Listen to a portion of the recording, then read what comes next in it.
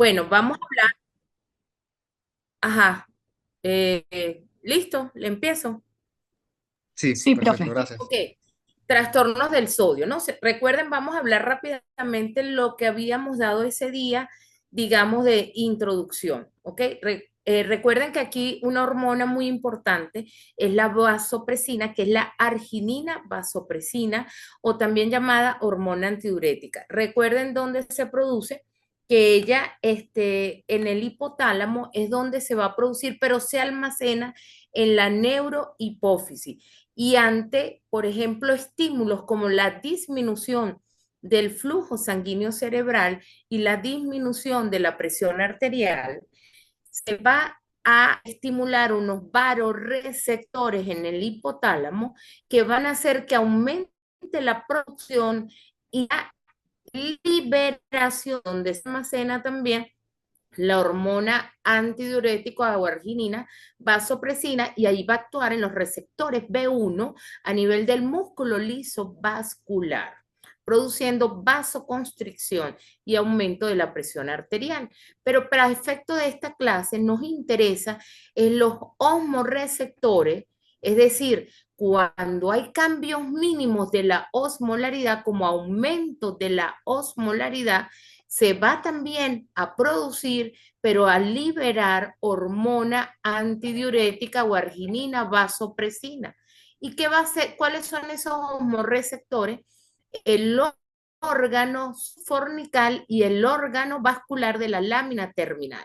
Esos homorreceptores hacen entonces que aumente la producción y también la liberación de la arginina vasopresina, hormona antidiurética, y el caso entonces va igual. Es a nivel de los receptores B2 que se encuentran en el túbulo contorneado distal y en el túbulo colector, sobre todo expresados en el túbulo colector, uniéndose a ese receptor y por medio de la adenilato ciclasa transforma el ATP en CAMP, aumentando la proteína quinasa y la expresión, producción y liberación de acuaporinas tipo 2. Estas acuaporinas tipo 2, ¿cuál es su función? Y por lo tanto, por eso es hormona antidiurética, es que principalmente, entonces, ante este cambio de osmolaridad, que es el aumento, aunque sea ligero de osmolaridad, va a producir resorción de agua en, por eso es llamada antidiurética y también en cierta medida de urea. Entonces, ese es el mecanismo que en esta clase nos va a interesar más de la hormona antidiurética. Como puntos claves, evaluar el estado del volumen del paciente es fundamental para ayudar a determinar la posible causa del desequilibrio del sodio. También la rapidez del desarrollo del desequilibrio de sodio y si el paciente presenta síntomas, a menudo determinará el tratamiento. Los pacientes con síntomas graves requieren un tratamiento rápido para prevenir secuelas neurológicas permanentes, y la prevención de la sobrecorrección debe ser una prioridad para el médico de urgencia a la hora de gestionar el desequilibrio del sodio. Tener un umbral bajo para controlar los niveles de sodio y natremia frecuentes durante la corrección y hasta la estabilización. Muy importante que entre el 12 y el 20% de los pacientes que son admitidos en el departamento de emergencia van a tener un desequilibrio del sodio. Aquí tienen la literatura. Yo les hablaba ya desde el tercer año que nosotros debemos basarnos en la evidencia científica. Entonces, la hiponatremia, vamos a pasar ahora a hiponatremia como uno de los trastornos, es la anomalía electrolítica más común, por ejemplo, en los Estados Unidos, pero también eso se reproduce a nuestro país y a muchos países del mundo. Entre el 3 y 6 millones de pacientes por año acuden a un entorno clínico debido a hiponatremia. Del 15 al 20% de los ingresos hospitalarios urgentes son debidos a hiponatremia, y un 20% de los pacientes críticos desarrollan este desorden electrolítico.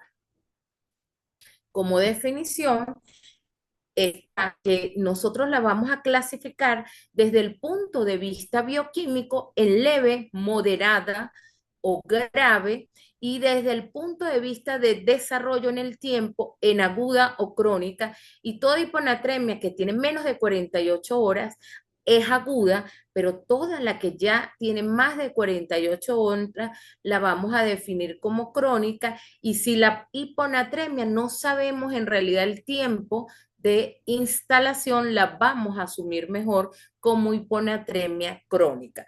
También, cuando hay un descenso de la natremia en más de 10 miliosmoles por litro o miliequivalentes por litro en 48 horas, se debe considerar siempre como una hiponatremia grave. Entonces, este cuadro me parece muy didáctico para ustedes, de que de acuerdo a la severidad bioquímica, leve, moderada o severa, de acuerdo a estos valores, ¿verdad?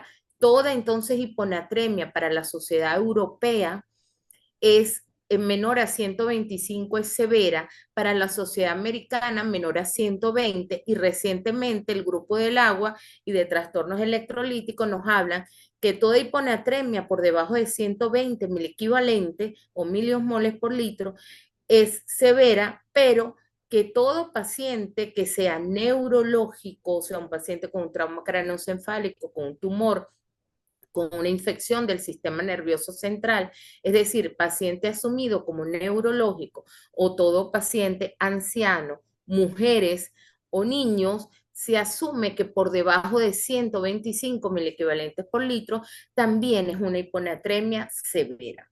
En cuanto al curso, ya ustedes saben, aguda o crónica, y si presenta síntomas psiquiátricas, y de acuerdo a los síntomas, si estos son leves, moderados, pero de acuerdo a la osmolaridad efectiva plasmática, que la vamos a asumir como hipotónica si es menor a 275 milimoles por kilo, isotónica si va de 275 a 295 milimoles por kilo, e hipertónica toda hiponatremia que es mayor a 295 miliosmoles por kilo.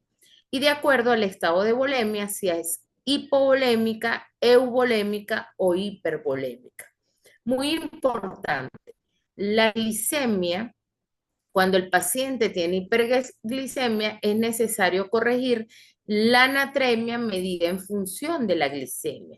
Y ahí vemos que incrementos por arriba de 100 miligramos por decilitro, es decir, cuando ya nosotros tenemos 200 miligramos, ¿ah? ¿Perdón? Cuando ya nosotros tenemos 200 miligramos por decilitro de glicemia, aumentamos entonces ese valor que tenemos en el laboratorio en 1,6 milimoles por litro, pero cuando la glicemia supera valores de 400 miligramos por decilitro, por cada aumento por arriba de este valor, vamos a subir es 4 milimoles por litro a ese valor de la glicemia. También está esta fórmula para obtener el sodio corregido.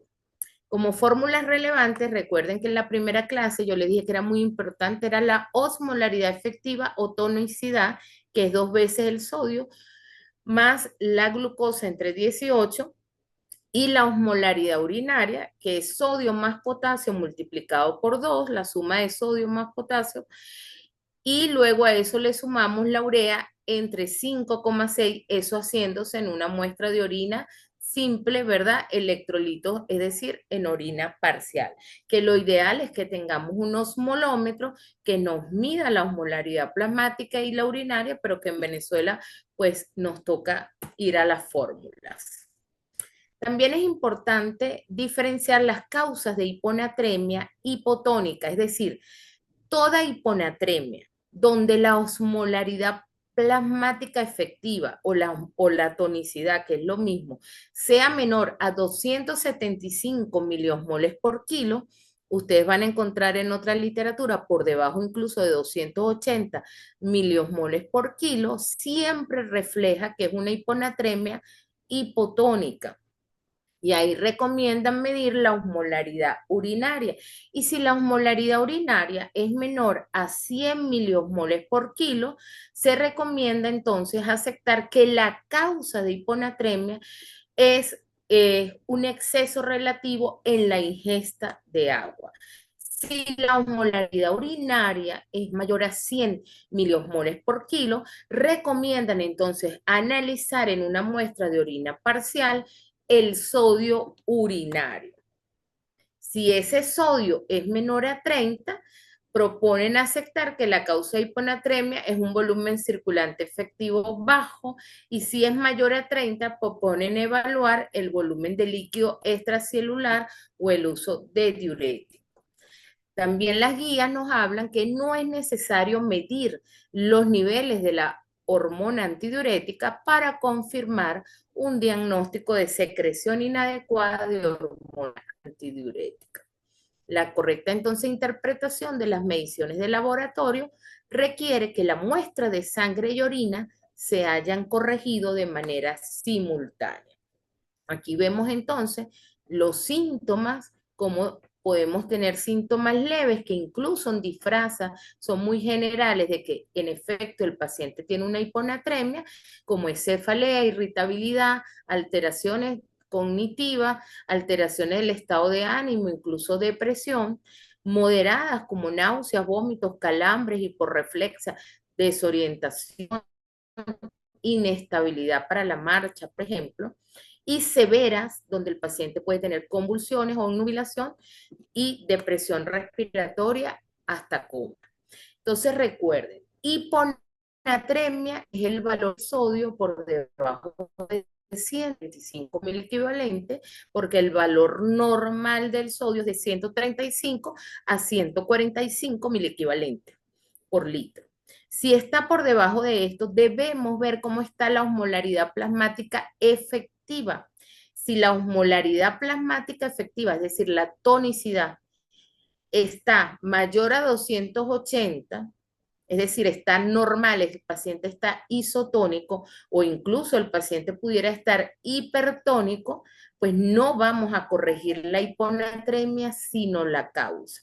Por ejemplo, en las hiponatremias hipertónicas, las causas son, por ejemplo, la hiperglicemia, como el síndrome hiperglicémico hiperosmolar, donde tenemos glicemias mayores a 600 miligramos por decilitro, y esto lo que causa es que el sodio el electrodo no sense adecuadamente la cantidad de sodio, por eso es una hiponatremia que corregimos el síndrome hiperglicémico hiperosmolar.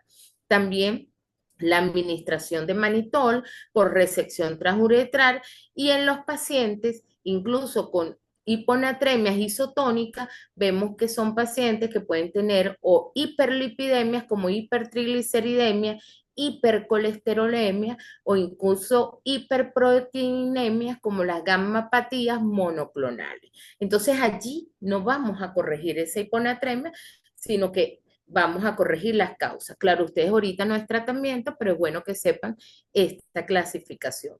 Y cuando tenemos hiponatremia, hiposmolar, es decir, con tonicidad baja, por debajo de 275 o incluso 280 miliosmoles por kilo, es importante ver la osmolaridad urinaria. Y si esa osmolaridad urinaria está menor a 100 miliosmoles por kilo, pues recordar que está la causa, que es un exceso de agua que tenemos en ese paciente, donde podría ser o una polidipsia primaria, la polidipsia psicógena, administración oral o endovenosa de líquidos hipotónicos, o sea, le ponemos puro 0,30, 0,45, por ejemplo, de solución, o incluso pacientes con disminución del filtrado glomerular. Si nosotros tenemos que la osmolaridad urinaria es mayor a 100 miliosmoles por kilo, ahí sí tenemos que evaluar entonces el estado de la volemia. Muy importante para que no se me olvide, también en estas hiponatremias, donde la osmolaridad urinaria es menor a 100 y que puede deberse es a un exceso de agua, están las potomanías, que son los bebedores de cerveza, o sea, adictos que beben diario altas cantidades, o incluso pacientes que hacen las tea and toast, que son unas dietas donde consumen es pura agua y carbohidrato y no proteína. Ahora, volvamos acá. En las que tienen la osmolaridad entonces urinaria mayor a 100 miliosmoles, tenemos que ver el estado de la volemia. En los pacientes que están hipervolémicos, Bueno, podemos ver también esto que es el sodio urinario, y si ese sodio urinario está menor a 30, la causa no es renal. Pues, ¿cuáles serían las causas? Insuficiencia cardíaca, cirrosis, y si el sodio urinario está mayor a 30, entonces o que hay una insuficiencia renal aguda o hay una enfermedad renal crónica, en las que tienen un volumen circulante efectivo bajo, es decir, está hipovolémico el paciente, pudiera estar incluso con signos importantes de deshidratación. Vamos a medir también ese sodio urinario, y si ese sodio está menor a 30, la causa es extrarrenal, como vómitos, diarreas, síndrome de obstrucción, pancreatitis, pacientes con sepsis, con shock séptico. Si el sodio urinario está mayor a 30, pensamos que la causa más probable sean diuréticos, nefropatías pierde sal, e incluso aquí hay otro síndrome que es el síndrome perdedor de sal cerebral.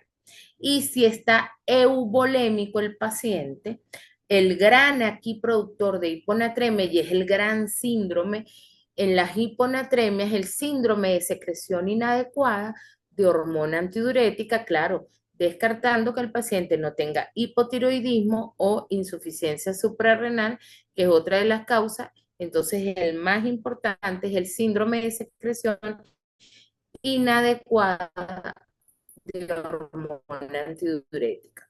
Y este síndrome se puede deber a múltiples fármacos, a enfermedades, incluso respiratorias, neumonías, pacientes con severo, todos esos pacientes me hicieron síndrome de secreción inadecuada de hormona antidiurética en la UCI, a pacientes con cáncer, como el cáncer de células pequeñas también pulmonar, o pacientes incluso con metástasis cerebral, pacientes con náusea o con dolor. También es importante vigilar la corrección de esa anatremia aguda para evitar el riesgo de desmielinización osmótica.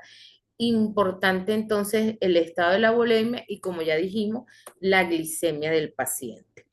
Y solo en pacientes denominados como severos vamos a ser agresivos en el tratamiento, aunque ustedes este año no ven tratamiento, pero es importante ver que estupor, coma, convulsiones y disminución del impulso respiratorio, esos son síntomas severos, o natremias por debajo de 120, o como yo les decía, descensos mayores a 10 milimoles en 48 horas, pacientes que tienen descensos de la anatremia por debajo de 125 miliequivalentes por litro, y son niños, mujeres, pacientes neurológicos o pacientes ancianos.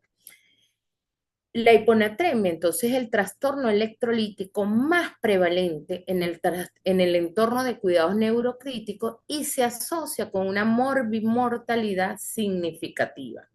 Aquí los grandes síndromes, el más común, el síndrome de secreción inadecuada, hormona antidiurética, pero también tenemos el síndrome perdedor de sal cerebral o el cerebro perdedor de sal, que son las causas más frecuentes. Y tener en cuenta que incluso pequeñas disminuciones en el nivel sérico de sodio pueden conducir a graves limitaciones del pronóstico, a complicaciones severas, y puede ocurrir esas complicaciones incluso con tratamientos que dejamos muy por debajo, o peor aún, sobrecorrecciones de los niveles del sodio. Les hablaba que este es el gran síndrome de la hiponatremia, que es el síndrome de secreción inadecuada de la hormona antidiurética. Bueno, aquí tienen los criterios de Boarter y Schwann, los criterios mayores para el diagnóstico de este síndrome: osmolaridad sérica, o sea, la osmolaridad plasmática, la tonicidad menor a 275 miliosmoles por kilo, la osmolaridad urinaria mayor a 100 miliosmoles por kilo, que esté eubolémico el paciente, el sodio urinario que esté mayor a 30 miliequivalentes por litro, que la función tiroidea y adrenal esté normal y que no haya uso reciente de diuréticos, que pueden ser entonces estas las causas. Y criterios menores: el ácido úrico sérico menor a 4 miligramos por decilitro, un boom menor, perdón, a 10 miligramos por decilitro, que Cuando nosotros hacemos restricción de líquidos, corrige la hiponatremia y que por el contrario, cuando damos solución 0,9, 1 a 2 litros, no hay corrección de la hiponatremia y pudiera más bien empeorar la misma. Niveles de hormona antidiurética aumentados con respecto a la osmolaridad plasmática y la respuesta anormal a una carga de agua, es decir, excreción menor al 80%, si damos 10 a 20 ml por kilo de carga de agua en 4 horas. Entonces, los más importantes, los criterios mayores para el diagnóstico, pero tomar en cuenta también estos criterios menores. Y esta viene siendo la causa más importante de hiponatremia en nuestros pacientes hospitalizados, sea en sala, sea en emergencia, sean en unidades de cuidados intensivos e incluso en pacientes ambulatorios, porque se estima que el síndrome de secreción inadecuada, hormona antidiurética, causa aproximadamente de un 20 a 35% de las hiponatremias. La comparación también entre la concentración del sodio y potasio en orina y el sodio en plasma resulta una prueba sencilla y útil para el diagnóstico porque al sumar el sodio y potasio en orina es mayor ese valor que el sodio que tenemos en plasma en ese paciente. Hay otros tipos de síndrome que aunque son menos comunes, bueno, es importante conocerlos como el Reset-Homostat o el SIHA tipo C, que es una patología en la que el umbral de la osmolaridad plasmática normal está alterado al punto que el ajuste para la liberación de vasopresina se reduce. ¿Esto qué significa? Que hay vasopresina cuando la osmolaridad plasmática es más baja de lo normal y esto debería ser suprimida. Recuerden, en condiciones fisiológicas, en nuestras condiciones normales, ante un aumento de osmolaridad es que se secreta la hormona. Y aquí, entonces, ¿qué significa reset osmostat? Que está la osmolaridad baja y está secretando el paciente hormona antidiurética. La etiología todavía es desconocida, aunque se ha asociado con tuberculosis, alcoholismo, embarazos, las polidipsias psicógenas, psicosis, carcinomas, etc. Se sospecha en pacientes que tienen hiponatremia, generalmente asintomática o si tienen síntomas son leves a moderados, que es estable a pesar de la variación en la ingesta de sodio y agua y que no responden al tratamiento. Puede persistir por largos periodos y a veces se resuelve espontáneamente o tras la corrección del proceso subyacente.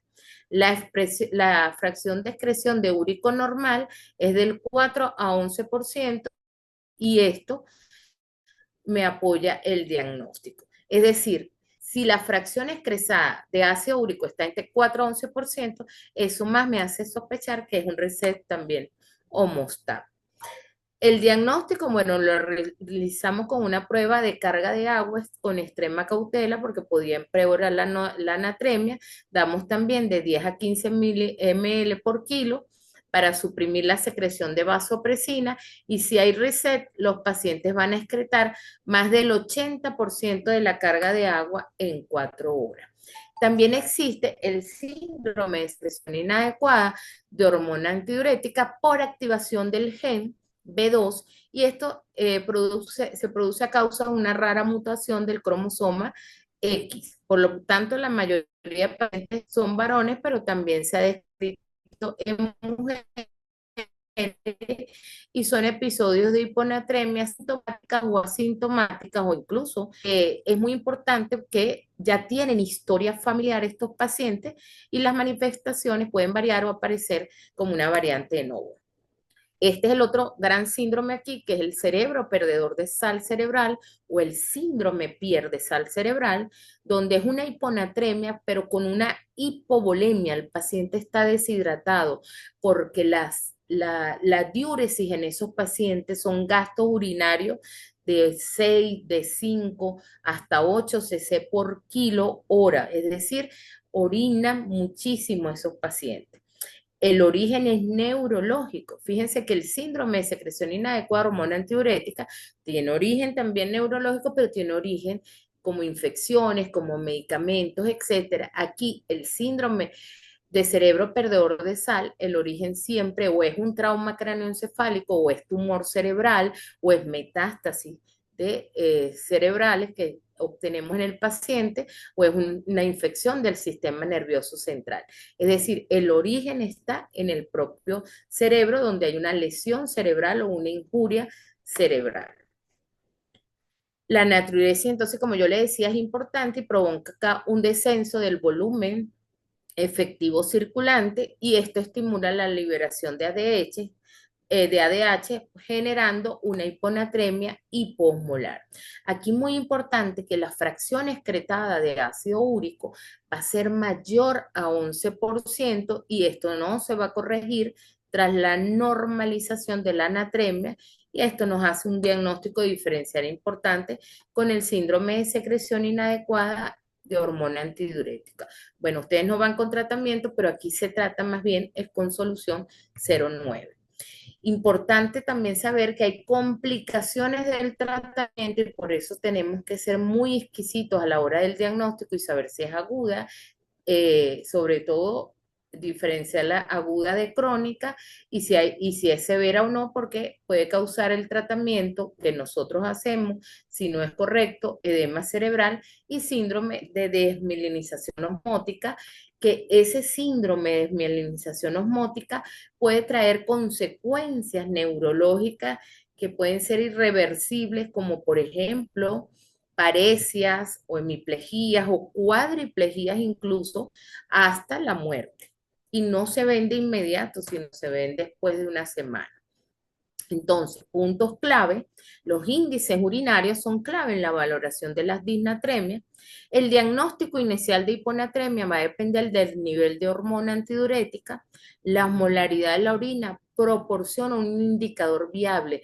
Por eso es importante medir esa molaridad, porque es un surrogado del valor de esa hormona antidiurética en plasma.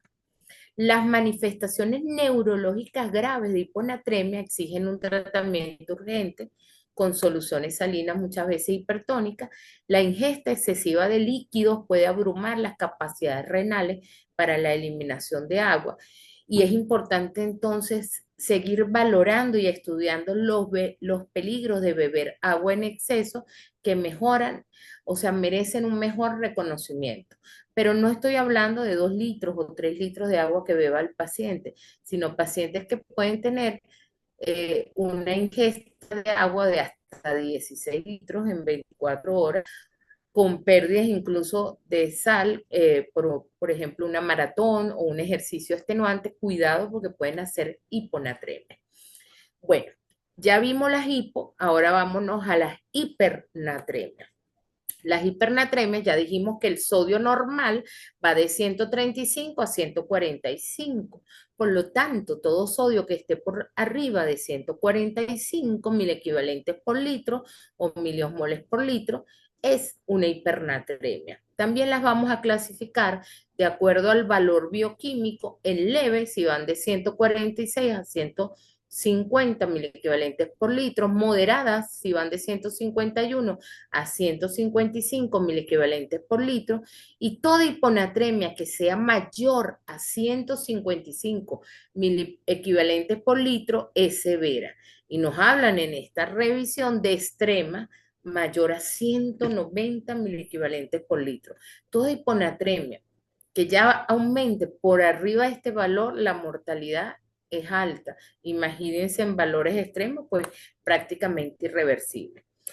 También las vamos a clasificar de acuerdo al tiempo de instalación como aguda si tienen menos de 48 horas o como crónica si tienen más de 48 horas.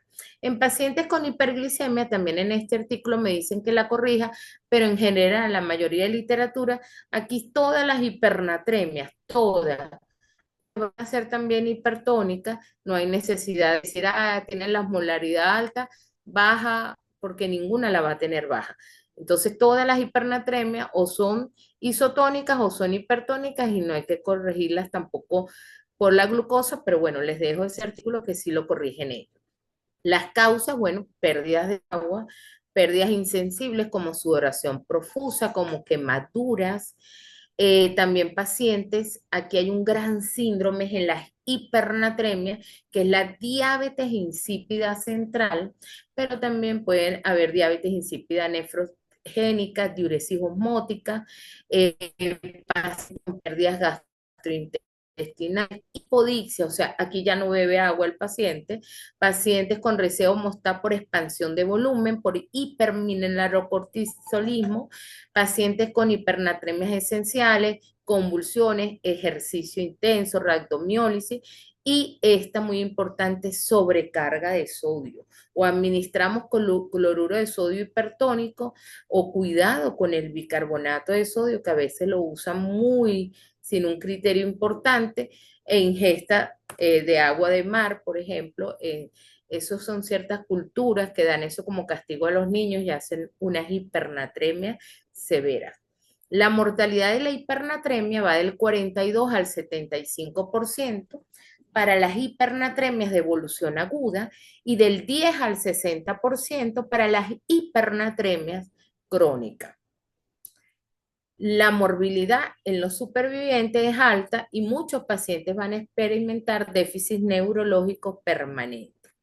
Aproximadamente un 1% de los pacientes hospitalizados pudieran hacer hipernatremia y cuidado, si no es más esto en nuestras instituciones, puede haber una incidencia cercana al 2% en pacientes ancianos y esta prevalencia puede ser 10 veces mayor, es decir, de un 2 al 6% en pacientes que sean críticos y en la UCI hasta en un 10%. Aquí también es importante que evalúen si el paciente está hipovolémico, normovolémico o hipervolémico. Para irnos aquí a este extremo, hipervolémico es una ganancia de sodio y puede ser iatrogénica porque le dimos soluciones hipertónicas o le dimos soluciones puro con 0,9 y no vigilamos a ese paciente, es decir, dimos una excesiva sodio al paciente.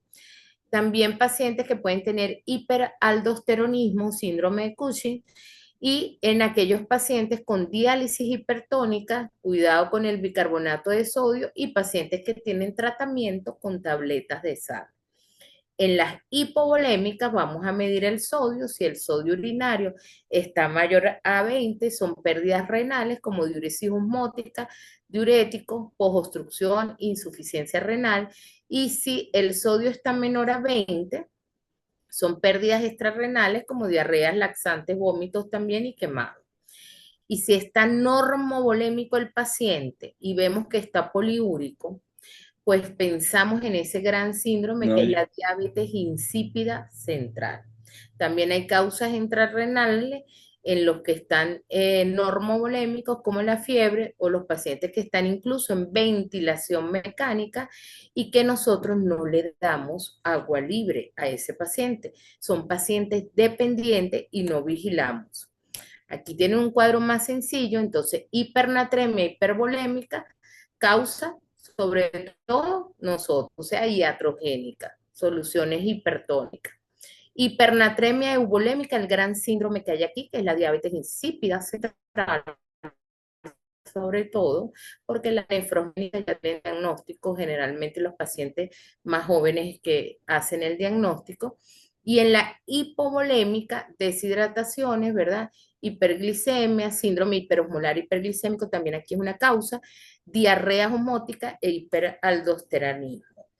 Este cuadro que ustedes ven así tan grande, bueno, es muy importante porque hay ganancia de sodio porque administramos soluciones salinas, ingesta de sal, etcétera, pues una hipernatremia por ganancia de sodio y es una hipernatremia hipervolémica.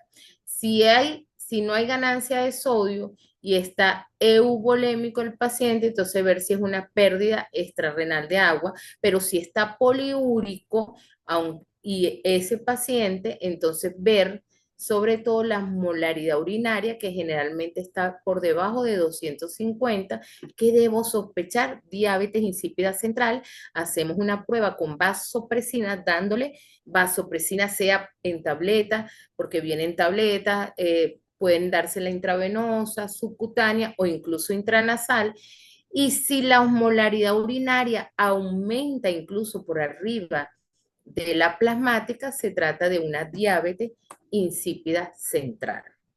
Ahora, ¿cuáles son las causas de diabetes insípida central?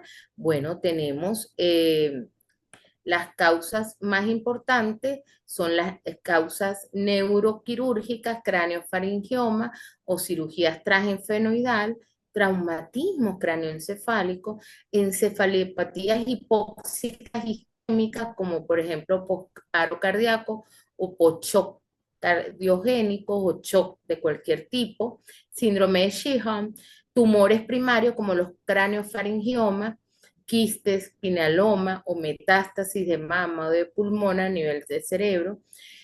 Otras causas pudieran ser histiocytosis, sarcoidosis y bueno, tenemos también la diabetes insípida nefrogénica, yo le dije, allí hay una causa ya estudiada, pero incluso el Sjögren puede ser causa o amiloidosis y tenemos alteraciones del mecanismo de contracorriente como diuresis osmótica, diuréticos de asa, etc. En las hipernatremias, ya les hablaba que aquí el gran síndrome es el síndrome de secreción de hormona, es la diabetes insípida central y que para distinguir la diabetes de origen insípida también, pero de origen nefrogénico, se puede diferenciar por el efecto de la desmopresina sobre la osmolaridad de la orina o con hacer la medición de la copectina plasmática, que es la fracción terminal de la molécula de prohormona de la arginina vasopresina. Si la copectina es menor a 4,9 picomoles por litro, o si después de la administración, como les decía yo, de desmopresina o arginina vasopresina, ya sea nasal, intravenosa, subcutánea, la osmolaridad de la orina es mayor que la osmolaridad plasmática, o sea, sube esa osmolaridad de la orina, quiere decir entonces que estamos en presencia de una diabetes insípida central. Las hipernatremias, entonces, vamos a ver, ¿verdad? Muy importante, si es una ganancia de sodio o si es una pérdida de agua y entre las que son no ligúricas, sino poliúricas, por ejemplo, pero con osmolaridad muy baja, recuerden está la diabetes insípida central. Las hipernatremias, entonces, nosotros podemos tener síntomas agudos que son más atribuibles a la rapidez del cambio de los niveles séricos de sodio y no necesariamente al exceso general del sodio o al déficit de agua libre. Los síntomas iniciales más comunes, ustedes van a ver sed, pero cuando el paciente es dependiente o está en un ventilador, este mecanismo no lo va a tener, ¿verdad? Pero sequedad de las membranas mucosas y disminución incluso de la producción de orina. A medida que avanza la afección, pueden surgir signos y síntomas neurológicos más pronunciados que incluyen inquietud, irritabilidad, confusión, letargo, espasmos y convulsiones.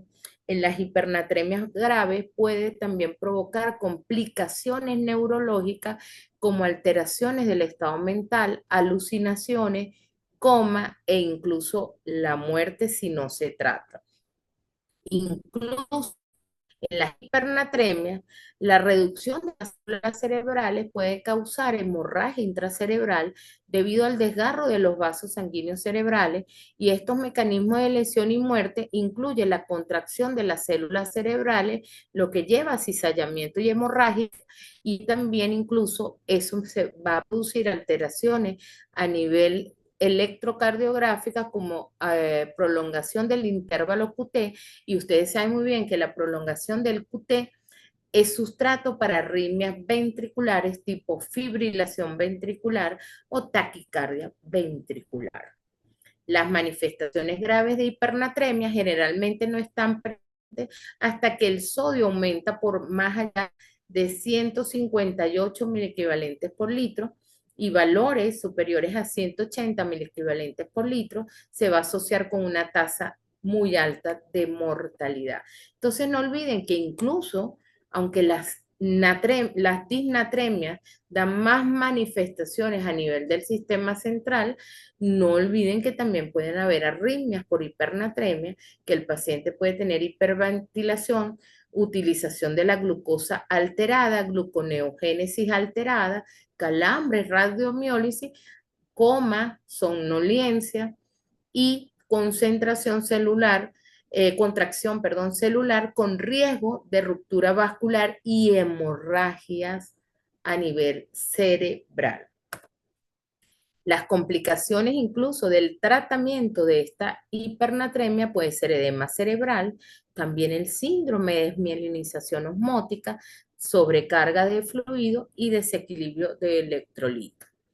Como resumen, entonces los desequilibrios del sodio son una presentación común en el departamento de emergencia, aunque el reconocimiento y el diagnóstico son relativamente sencillos, el descubrimiento de la causa y el tratamiento deben abordarse de forma sistemática. Los elementos de la historia más importantes que se deben determinar son si el paciente tiene síntomas y cuánto tiempo ha tardado en desarrollar este desequilibrio. La rapidez del tratamiento depende de la gravedad de los síntomas y el tratamiento más rápido se produce solo en los pacientes con síntomas graves. La sobrecorrección va a tener consecuencias nefastas y debe abordarse de manera cuidadosa y sistémica para evitar estas consecuencias devastadoras. Entonces, fíjense, este cuadro también resume de lo que vimos en estos trastornos hidroelectrolíticos y vemos que el sodio, por ejemplo, tanto su déficit como su exceso, los trastornos más importantes son a nivel mental, ¿verdad?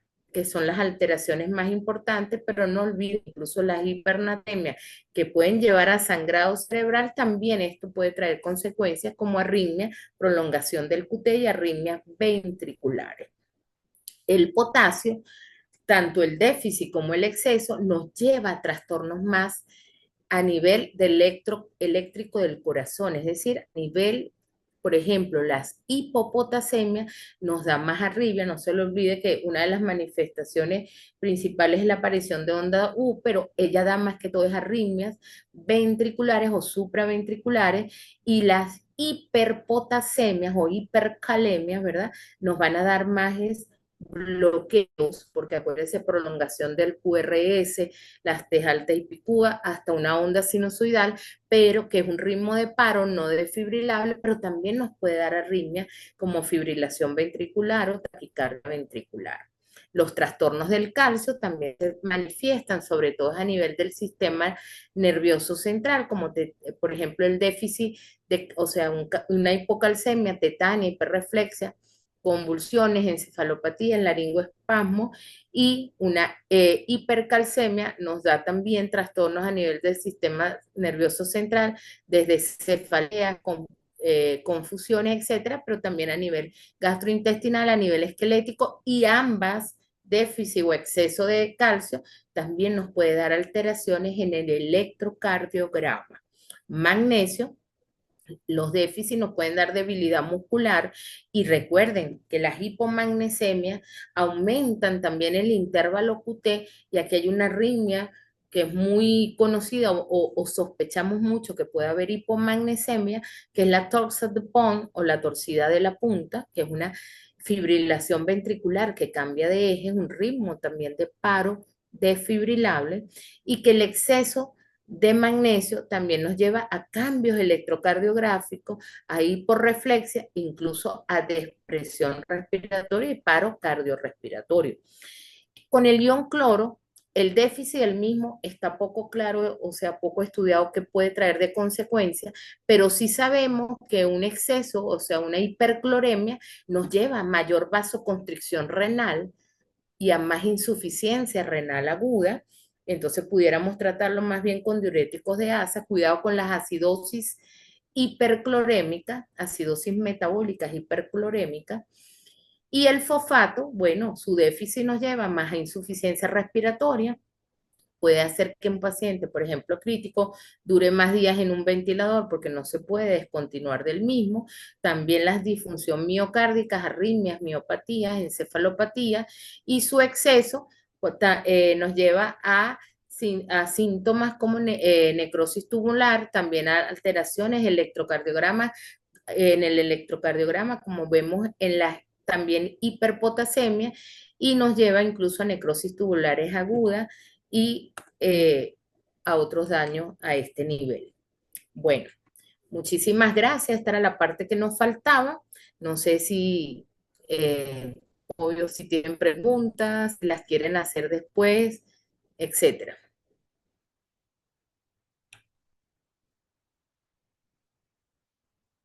¿Me oyen? Mm, Sí, profe, no, en verdad todo súper, súper entendido, en verdad, Bueno, creo que muchísimas. la grabaron, ¿no? Por lo menos. Sí, sí la La grabaron, grabamos. pero estoy a la orden en la escuela. Yo, por ejemplo, la semana que viene qué raro, ¿no? A mí sonándome teléfono. Acuérdense que yo soy especialista también en medicina crítica. La semana que viene yo voy martes, miércoles y viernes. Si al mediodía tiene un chance para hacer preguntas, estoy a la orden, ¿no? ¿Oyeron, chicos? Porque me da cosa con ustedes que fuimos así como, y estamos tan acontecidos porque todavía no hay luz, creo, ¿no? No, aún no hay luz, Bueno, pero todo sea muchísimas para que gracias por la arranque. clase, en verdad. Bueno, está bien. Bueno, Sé que están cansados, así que si no hay preguntas, no se preocupen. Cualquier duda, déjenla en los comentarios. Después su delegado me dirá, ¿ok? seguro, profe. Hasta luego.